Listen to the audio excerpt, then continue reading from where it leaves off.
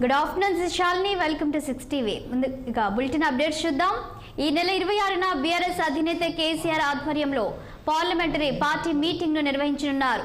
కేసీఆర్ అధ్యక్షతన ఎర్రవెల్లిలోని వ్యవసాయ క్షేత్రంలో జరగనున్న ఈ సమావేశంలో లోక్సభ, రాజ్యసభ సభ్యులు, పార్టీ వర్కింగ్ ప్రెసిడెంట్ కేటీఆర్, మాజీ మంత్రి హరీష్ రావు హాజరు కానున్నారు.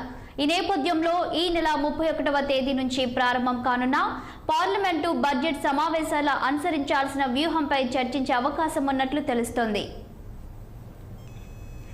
దీనిపై మరింత సమాచారం మా ప్రతినిధి రాములు అందిస్తారు. రాములు, చెప్పండి, ఈ నెల 26న బీఆర్ఎస్ అధినేత కేసీఆర్ ఆధ్వర్యంలో పార్లమెంటరీ పార్టీ మీటింగ్ జరగనున్నట్లు తెలుస్తుంది. దీనికి సంబంధించినటువంటి అప్డేట్స్ ఏంటి?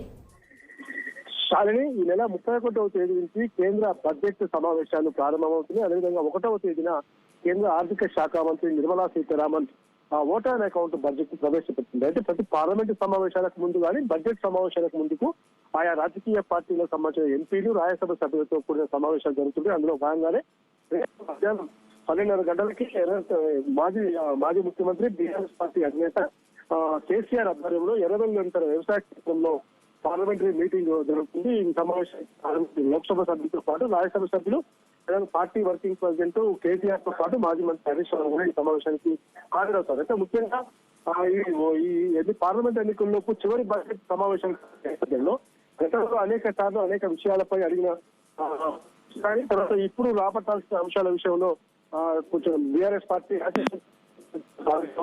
రేపు వచ్చే పార్లమెంట్ ఎన్నికల్లో ఖచ్చితంగా బీఆర్ఎస్ పార్టీ తన స్థానాన్ని దక్కించుకునే విధంగా ప్రయత్నం చేస్తా ఉంది.